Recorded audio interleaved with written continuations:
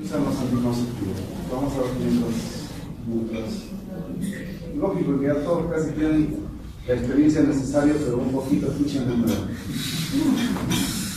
El anticonceptivo puede venir de 21 pastillas o de 28. Todos los anticonceptivos se deben dar el primer día de la regla. El primer día de la regla, cuando se inicia.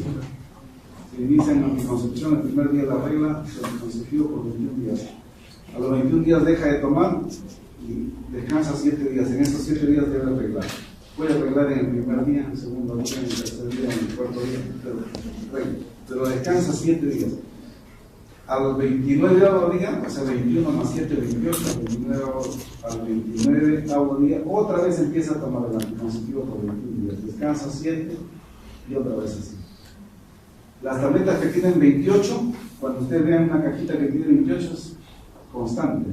Nunca debe dejar de tomar. Y la paciente va a arreglar en los últimos días que toma la pastilla. Las ampollas, y una de las mejores es la mestigina, que se ponen usualmente, y es la que más usan las jóvenes, y deben usarlo también, porque nadie la descubre, y que no quieren saber que usan anticoncepción, y eso es lo que ustedes deben aconsejar. Una ampollita mensual, se pone la primera ampolla igual, el primer día de y las demás ampollas cada 30 días. Tienen un almanaque y cada 30 días se pone la ampolla. Y a veces el ciclo debe venir antes de que se ponga la ampolla, en el tercero, cuarto o el sexto día anterior, o incluso estando arreglando, se puede poner si es el 30º día. Esa es la forma de dar anticoncepción. No tiene ninguna pregunta. Vamos a seguir. Igual que los estrógenos y la progesterona, y les hacía recordar, acá en los tóxicos citocolíticos, ¿no? Los que producen contracción en el útero y los que producen relajación. Y este es un cuadrito para acordarnos de lo que ya habíamos aprendido. Ustedes saben que la gestación se produce, una vez que se ha producido la gestación, hay amenorrea, y la gestación dura 40 semanas, 9 meses lunares. Además, tenemos cada 3 meses le aumentan una semana, ¿no? O sea, 3 meses tiene 12 semanas, le aumentan una 13 semanas, tienen 40 semanas. O sea, la última regla le agregan 7 días y ahí sacan la fecha probable del parto. Esa gestación de 40 semanas, de 9 meses, lo dividen en 3 trimestres, de tal forma que ustedes dicen primer trimestre, segundo y tercero. ¿Qué sucede en el primer trimestre? La organogénesis, ¿no es cierto? La formación de órganos. Por eso es importante el primer trimestre, ¿no? Porque se forman todos los órganos, empiezan a formarse. Y si ahí hay sangrados, los sangrados pueden ser, se llaman ahí amenaza de aborto. Y la mayoría de abortos se producen en el primer trimestre y en las primeras 5 semanas, ¿no es cierto? ¿Por qué? En las primeras 5 semanas se dice que se producen la mayor parte de abortos y el 90% es por malformaciones incompatibles con la vida. O sea, hay alteraciones, ya sea cromosómicas o de conformación, que son incompatibles con la vida, por eso es que se produce el aborto. Por eso es que durante el primer trimestre hay sangrados y acá se producen la mayoría de abortos. El primer trimestre. Y otras veces se producen por infecciones urinarias o por otro tipo de agresión, ¿no? ¿Y cómo se llama ahí? Amenaza de aborto. En el segundo trimestre, segundo y tercer trimestre, empieza la maduración de los órganos, ¿no es cierto? Y algunos órganos maduran hasta cuando están fuera del útero. Empieza a crecer el niño, que es el sistema nervioso, ¿no es cierto? El sistema nervioso es el último que termina en madurar. Pero todos los sistemas, el resto de sistemas, en el segundo y tercer trimestre van a completar su maduración. En el segundo trimestre se llama, si es que se produce un sangrado, contracciones, amenaza de aborto fetal. Y en el tercer trimestre, amenaza de parto prematuro, ¿no? Parto prematuro. Esas son las expresiones que se usan cuando se producen las contracciones. Concluidos los 9 meses, se producen indigestos o indigestos, se va a producir el trabajo de parto, que se llama trabajo de parto. Hay un feto que se llama móvil, que puede estar en podálico y hay que operarlo. Si es indigesta o si es indigesto, se le puede dar oportunidad de parto vaginal. y el parto cefálico. En la madre, ¿qué se produce? Este es el móvil, el feto que viene. Ustedes se acuerdan, más o menos fisiológicamente se acuerdan, ¿no es cierto? La pelvis de las mujeres ovalada. Entonces la cabecita empieza así, ¿no? Esta es la pelvis, la cabecita empieza a madurar así, de tal forma que ustedes la movilizan hasta el hasta el sexto, séptimo mes, octavo mes. En el noveno mes, por razones hormonales ya, de cambios que hay en la mujer, inmediatamente se acomoda para entrar en la pelvis, ¿no es cierto? Y en los últimos días, en los últimos 15 días de los 9 meses, pues, las mamás o los médicos le dicen ya tu barriga ha bajado. Y una gestación que está en 34, 35 centímetros de altura, baja. ¿Por qué? Porque la cabeza ya entró en la pelvis, ha entrado en la pelvis, ¿no? En la pelvis superior. Ya empezó a descender para producirse un parto. Entonces el bebé entra en la pelvis así, ¿pero qué? Pero los genitales están conformados así, ustedes saben cómo se fuera como está la mujer, está así. Entonces necesita salir así el bebé, pero está así en la pelvis. Entonces empieza el trabajo de parto, empieza a acomodarse, empieza a llevar la parte posterior hacia adelante, ¿no? Porque van a ser mirando hacia abajo, ¿no?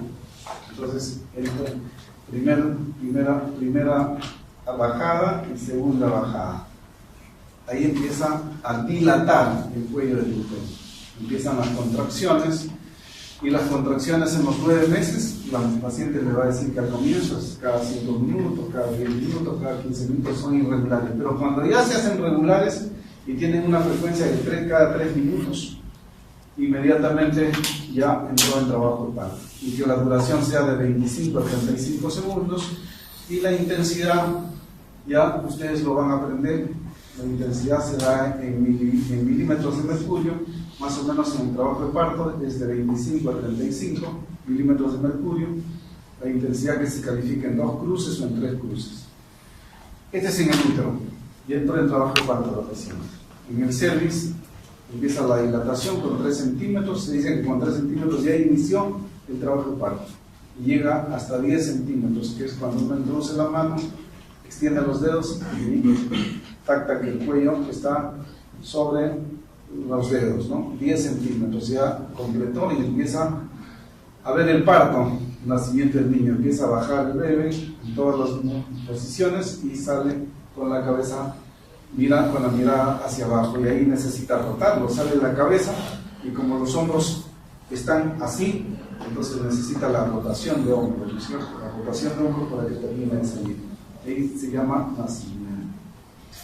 Al nacer el bebé, se produce, ustedes esperan 30 minutos, y se produce lo que se denomina el alumbramiento, la expulsión de la placenta, que empieza a caer y se termina de expulsar. Y después el puerperio inmediato, que cuando una paciente ha dado a luz y ya alumbró, lo ponen al costado de la sala de partos, ¿no es cierto? ¿Por qué? Porque ahí puede haber hemorragias, ¿no? O puede subir la presión, puede haber convulsiones. Entonces lo cuidan durante 3 horas, que es el puerperio inmediato. Y posteriormente, si no sucede nada, ya va a su cama, al puerperio inmediato, hasta el día siguiente, 1 o 2 días, y le dan de alta. Y ahí ya empieza la lactancia. Estas son las drogas oxitóxicas, las que producen la contracción. Normalmente la oxitocina, ¿no es cierto? Normalmente la oxitocina, que después ha sido sintetizada. La carbetocina, la ergometrina y las prostaglandinas. Todos estos fármacos son los que producen la contracción. La oxitocina puede ser en forma natural o en forma sintética. En 1970, por radio en un ensayo, se vio que era una octapéptida, ¿no? Duniñón fue el que estudió y vio que era un octapéptido natural que se sintetiza en los núcleos supraóptico y paraventricular en el hipotálamo, arriba, muy arriba, y que es liberada por la adenohipófisis posterior a la circulación sistémica. Él lo sintetizó y vio que tenía todos estos aminoácidos. 8 aminoácidos: asparagina, glutamina, tirosina, cistina, lisinamida, leucina, isoleucina, y que tenía un puente de sulfuro. Roto ese puente, desaparece la acción de la oxitocina. Esta es la farmacodinamia, ¿no? El miometrio ha identificado, en el miometrio se identifican los receptores a oxitocina que se acoplan a proteínas, que estas aumentan al término del embarazo, y que a nivel del útero, en los cuernos, ahí empiezan a funcionar, en los cuernos, cerca a las trompas, ¿no? Y que a nivel de las células, se introducen en las células, o sea, hay un intercambio iónico, y la oxitocina interviene en la membrana celular, haciendo el intercambio iónico. O sea, al hacer el intercambio iónico hace que el calcio que está en el extracelular inmediatamente entre al intracelular, ¿no? Y que al entrar al intracelular desencadene las respuestas de actomiocina y contracción del músculo, ¿no es cierto? Igual a nivel de las células del mioepitelio del músculo en mama, también son las que producen la eyección de la leche, ¿no? La oxitocina. Y la oxitocina, por eso es que cuando ustedes van a ver también en su práctica diaria, si que lo hacen, van a ver que cuando la mamá da de lactar, les dice que, sobre todo cuando están los primeros días, aumenta los locos, ¿no? El sangrado, los locos del útero que está involucionando, hasta que después de 45 días ya ese útero está normal, pero empieza a involucionar, a achicarse, y para eso empieza a contraerse. Cuando la mamá lo pone al bebé a succionar, va a sentir que le baja más locos. ¿Por qué? Porque el útero se contrae. ¿Por qué? Porque ahí está funcionando la oxitocina a nivel para la eyección de la leche y para la contracción a nivel externo. Pues en la actualidad casi ya no se usa los oxitóxicos en forma oral que se daban antes, ¿no? Antes una paciente en el puerperio a su casa después del segundo día llevaba un bolsón de oxitóxicos, metergina, y cada 8 horas se estaba tomando. Ahora se ha visto que si la mamá está dando de lactar, no necesita eso, porque la oxitocina que se produce durante la lactancia le va a ayudar a contraer y a involucionar el útero. ¿Cuáles son las acciones de la oxitocina? Efecto de contracción en el trabajo de parto, sobre las astas, ¿no? Sobre las astas. Contracción del mioepitelio en las astas del bolo, de la mama durante la lactancia y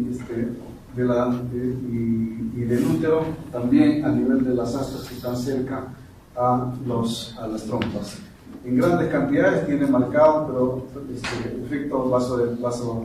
O sea, produce cierto grado de hipotensión que prácticamente la mamá no lo siente. En dosis mayores puede hacer un efecto antidiurético, ¿no? Un efecto antidiurético. Metabolismo de la oxitocina porque tiene una similitud en la estructura con la hormona antidiurética. La oxitocina es absorbida por vía parenteral, no por vía oral. No se absorbe por vía oral. Tiene una vida media de 10 minutos. Es metabolizada por la oxitocinasa, que es una cistina aminopeptidasa, es una aminopeptidasa que es producida por la placenta, también se activa en el tejido mamario durante la lactancia. Es eliminada por el riñón y por el hígado. Por el riñón y por el hígado. ¿Cuándo se usa? Habíamos hablado de una de las primeras láminas, ¿no? Se usa en inducción del trabajo de parto. ¿Cuándo se llama inducción del trabajo de parto? Cuando una mujer gestante ha cumplido las 40 semanas y no entra en trabajo de parto. Cumple las 41 semanas, entre 40 y 41 semanas se hace la calificación y no entra en trabajo de parto. Entonces, se lo hospitalizan porque hay riesgo, ¿no? Hay riesgo que muere el bebé porque ya está en 40, ya está llegando a las 41 semanas. Entonces se hace una calificación que le llamaban antes BISHOP, ahora ha cambiado, que significa que el ginecobstetra introduce sus dedos dentro de la vagina de la mujer y ve cómo está el cuello. Si es un cuello maduro, que está cortito y la cabeza está baja, está cerca, tiene buena pelvis, hay una buena altura, de un buen tamaño uterino, entonces dice sí puede haber un parto normal. A esta paciente hay que inducirle el trabajo de parto. Entonces agarra un frasco un frasco de dextrosa, de 1000 centímetros de dextrosa generalmente, o solución salina en algunos casos, más 10 unidades internacionales de oxitocina, que viene así la ampolla, y empieza con un goteo de 8 gotas o de 10 gotas, equivale a 4 miliunidades, ¿no? Con esa cantidad empieza a gotear en una sala de parto. Entonces empiezan las contracciones y simulando un trabajo de parto. Pero si no arranca, no hay contracciones, puede subirle a 12, 14, 18 gotas, y más de 18 gotas ya no puede usar. ¿Por qué? Porque usaba más de 20 gotas, más o menos más de 8 cuando llega a 10 miliunidades, puede haber una contracción, ¿no?, tetánica, y puede haber muerte intraútero. Entonces, más allá de 18 gotas no se recomienda. ¿Qué se hace? Se suspende el goteo y se lleva a la mamá a su cama para que repose, se le da calorías, se le da que repose bien, y al día siguiente se puede intentar otra vez otra inducción de trabajo de parto. Si no sale, vas a la operación, ¿cierto? Si no sale, vas a la operación. 2 inducciones son suficientes. Eso se llama inducción, pero otras veces se llama acentuación de trabajo de parto. Y ustedes de repente han pasado por una sala de partos. La mamá grita, sí. La mamá grita por cada contracción, porque produce dolor, ¿no es cierto?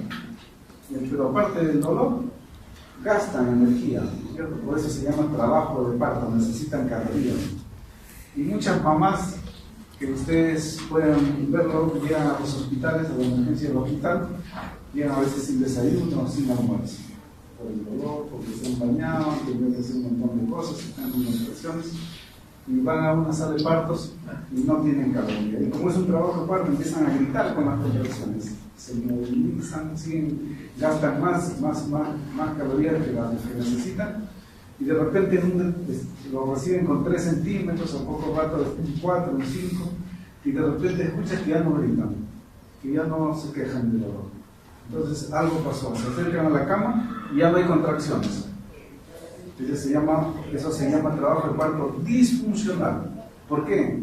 Por el aporte calórico, ¿no es cierto? Esa mujer necesita aporte calórico, necesita un buen desayuno, un buen almuerzo, porque va a desarrollar un trabajo de parto, necesita calorías. Y como no tiene calorías, ya ha gritado todo el tiempo, ha gastado calorías, ya no hay calorías, entonces uno se acerca y tiene el olor a manzana, la respiración a manzana. Eso les dice que hay una hipoglicemia, ¿no es cierto? Que falta calorías. Entonces, ustedes le dan de comer, o le ponen una dextrosa a chorro, 500, la mujer se hidrata, le dan calorías, y para que inicie el trabajo de parto se llama acentuación del trabajo de parto, ¿cierto? Se acentúa el trabajo de parto. Ahí también se usan las mismas cantidades de oxitocina para reiniciar ese trabajo de parto. Entonces también se usa en acentuación del trabajo de parto. Pero yo les decía, ya una mujer ha dado su parto y el útero necesita contraerse, pero no hay estímulo. Entonces lo ponen 3 horas, durante 3 horas en la parte de afuera de la sala de partos, observándolo. Los profesionales que están a cargo lo observan para que no haya una hemorragia, porque de repente el útero, el trabajo de parto ha sido muy largo, ha sido muy disfuncional.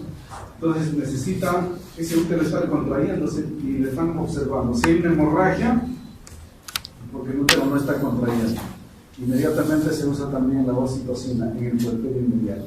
En el puerperio inmediato también se usa oxitocina, sobre todo cuando la presión de la paciente está alta, ¿no? Entonces lo usamos en inducción, en la acentuación y en el puerperio inmediato. ¿Cuáles son los efectos secundarios? Como les decía, que si tiene la misma estructura, una estructura similar a la hormona antidiurética, puede haber una intoxicación acuosa. O puede haber hipoxia, ¿no? Y yo me acuerdo que cuando era interno, yo en una oportunidad vi que una paciente se demoraba, en el hospital se demoraba en dar su parto, y la obstetriz cargó una oxitocina y así en forma de disimular, le puso en intraventricular, porque ellas usaban en esa época así, en bolo. Pero ¿qué sucede? el útero se contrae de tal forma, tan violentamente, que hay desprendimiento de placenta y a veces hay muerte intraútero. No se debe usar el doble, porque produce hipoxia en el bebé, ¿no? Y si ustedes han usado, ya sea en inducción o en la situación de parto, la oxitocina, en el bebé va a tener cierto grado de ictericia neonatal, ¿no? Porque va a interferir con la glucuronil-transferasa y de esa forma el bebé durante los primeros días va a estar un poquito amarillo. ¿Eso por qué es? El neonatólogo les va a preguntar y le van a decir, no, es que se usó oxitocina en el trabajo de parto. Ese es otro de los efectos secundarios. Y cuando en algunas oportunidades durante el trabajo de parto de funcionar,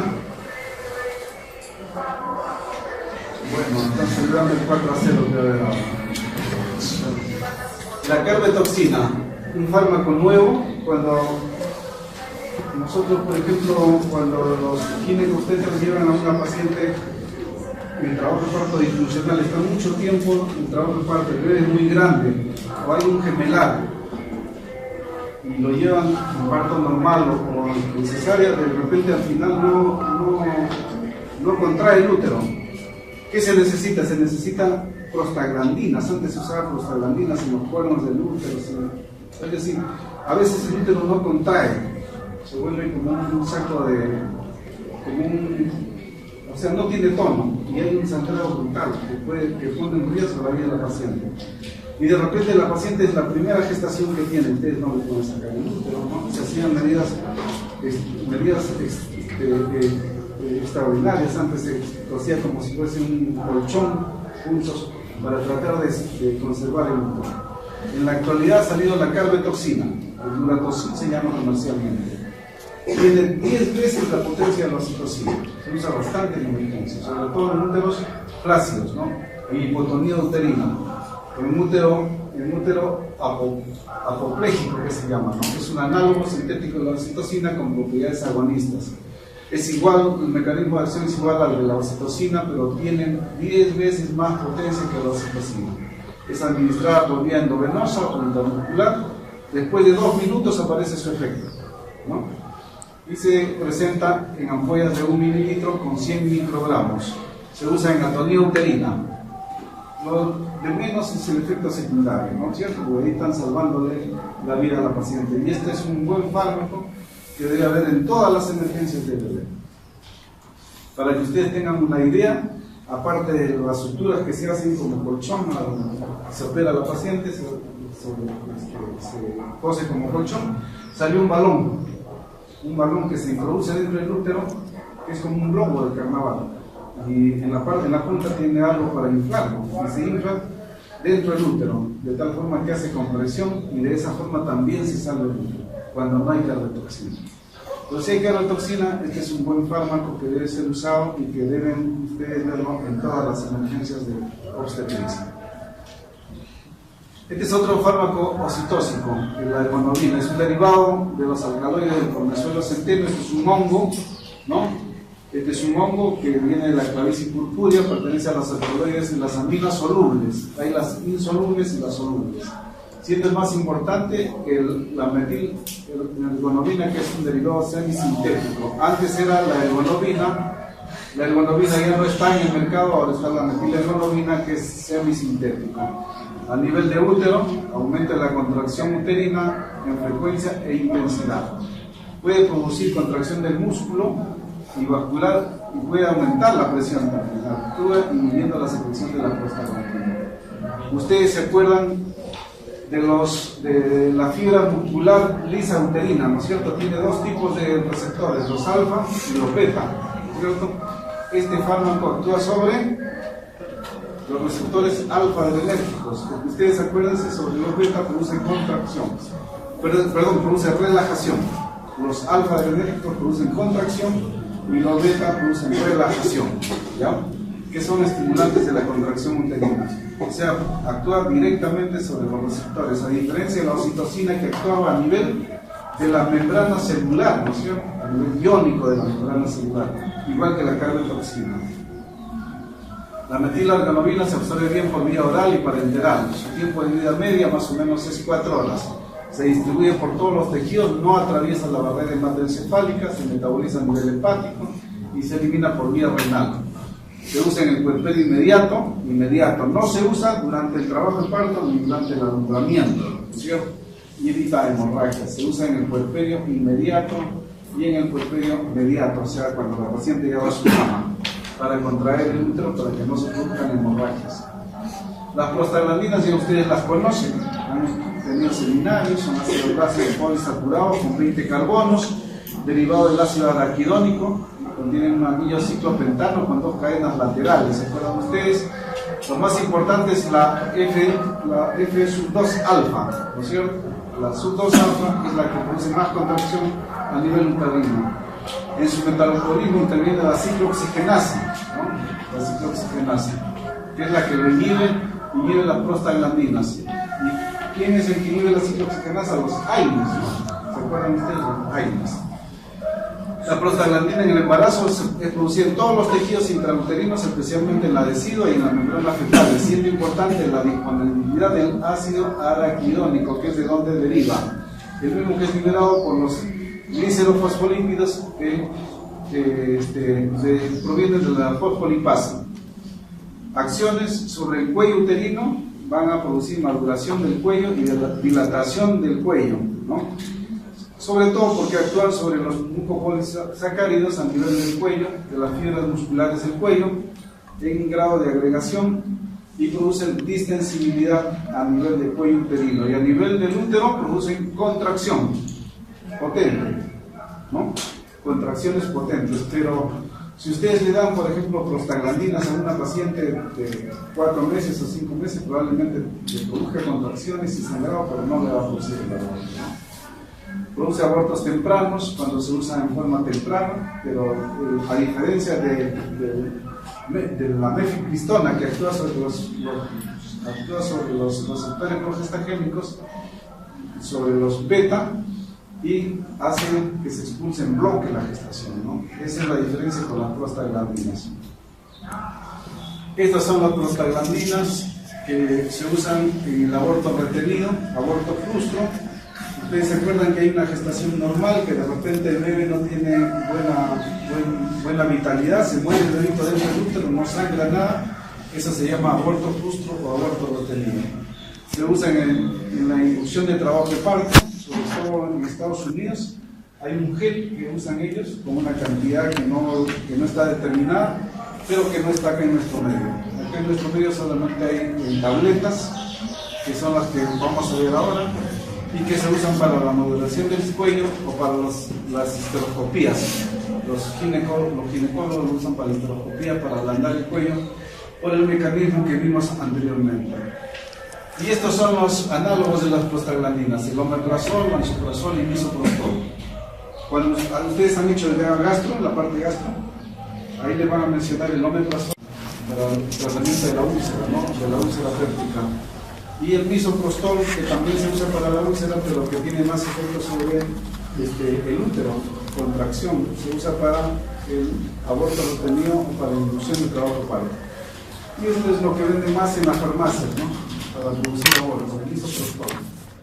Las tabletitas de misoprostol, que deben ser baratas, 40 tabletas más o menos, el costo es 30 soles, 40 soles, pero cuando van a comprarlo, los farmacéuticos ya saben para qué es. O venden a 20 soles cada tabletita, más o menos, que en la televisión ustedes alguna vez lo han visto, ¿no? El misoprostol, vendido como abortivo. Produce abortos, pero el aborto que produce tempranamente es abortos incompletos, ¿no? Y después van a tener que ir de todas maneras a hacer operaciones por los restos que queden. El misoprostol, que se llama comercialmente el Citotec. Ustedes lo deben haber visto en los programas de televisión cuando los farmacéuticos venden en forma clandestina. Pero así como queremos que haya contracción, también queremos que haya relajación, ¿no es cierto? Y los fármacos que producen relajación se llaman tocolíticos. ¿Y cuándo se deben usar? En la dismenorrea, o sea, el dolor que se produce con la regla, en la amenaza de aborto, en la amenaza de aborto fetal o en la amenaza de parto prematuro.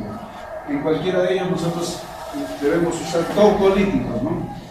¿Y cuáles son los fármacos de acción tocolítica? Los AINES, que ya hemos hablado, porque actúan sobre las prostaglandinas, ¿no es cierto? El alcohol, por eso si una mujer gestando le dice que va a tomar una cerveza o una copa de pisco, y puede, ¿no? ¿Ustedes qué le dirán? Que sí, porque es una copita nomás. ¿Por qué? Porque tiene acción tocolítica. El sulfato de magnesio, por el mecanismo de calcio-magnesio que ustedes aprendieron, ¿no? El calcio produce la contracción y el magnesio la relajación. Los antagonistas de calcio, el nifedipino, ya ustedes hicieron cardiología con el doctor Gallardo, ¿no es cierto?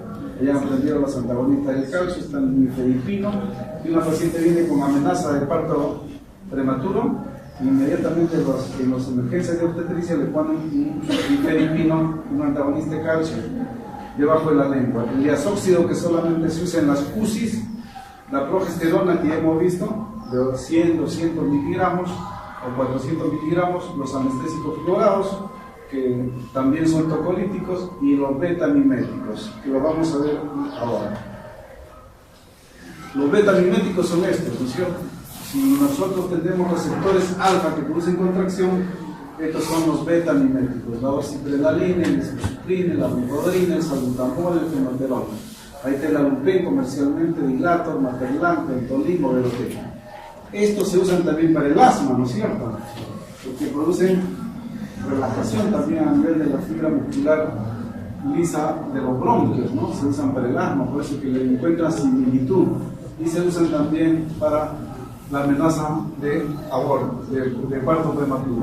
Los beta 1 tienen acciones cardíacas y políticas, y los beta 2, que son estos, van a producir relajación de los bronquios y los capilares, y a nivel del útero con relajación por acción glucogenolítica de los músculos, ¿no? De los músculos. Actúan directamente sobre los receptores. O sea, los beta-miméticos intervienen en la biodistribución del calcio, aumentando su acción en membrana celular como intracelular, aumentando el 3-5 AMP cíclico, y de esa forma inhiben la acción presora muscular, fundamentalmente sobre los receptores, no tienen esta acción final. Pero así como ha salido el fármaco de contracción, que es el latocin, así también ha salido ahora último, ahora unos 6 meses, el latociban, que es el tractocina, que es un buen fármaco antagonista de la oxitocina, ¿no? Para producir relajación. Tiene un mecanismo inhibidor competitivo que actúa uniéndose a los receptores de oxitocina en el miometrio y en la vesícula, impidiendo la acción de los hormonas sobre las células blancas. Impide la acción uterotónica de la oxitocina. El latociban está indicado para retrasar el parto prematuro, ¿no? Las contracciones uterinas regulares, al menos de 30 segundos de duración, con una frecuencia mayor a 4 contracciones en 30 minutos, o sea, cuando todavía no empezó un trabajo de parto. Pero cuando empezó un trabajo de parto ya no puede, nadie lo para, ¿no? Cuando ustedes ven que una paciente entró con contracciones cada 3 minutos y con una dilatación de 3 centímetros, es imparable. Por eso acá les hace una tingencia que dice contracciones regulares de menos de 30 segundos de duración con una frecuencia mayor a 4 contracciones en 30 minutos. Una dilatación de cuello menor a 3 centímetros, ¿no? La edad mayor de 18 años, edad gestacional de 24 a 33 semanas, más de 33 semanas ya mejor no interrumpir un trabajo de parto, que se venga nada más, y cuando hay una frecuencia cardíaca fetal normal, ahí es donde se usa este antagonista, el latociban, ¿no? El latociban. Este es uno de los últimos fármacos, todavía en nuestro mercado es muy limitado, no está en las emergencias, solamente algunas farmacias lo tienen. Pero este es el mecanismo de acción y esta es su presentación. Muy bien, ¿alguna pregunta? Ya les aburrí con tanta teoría. Gracias.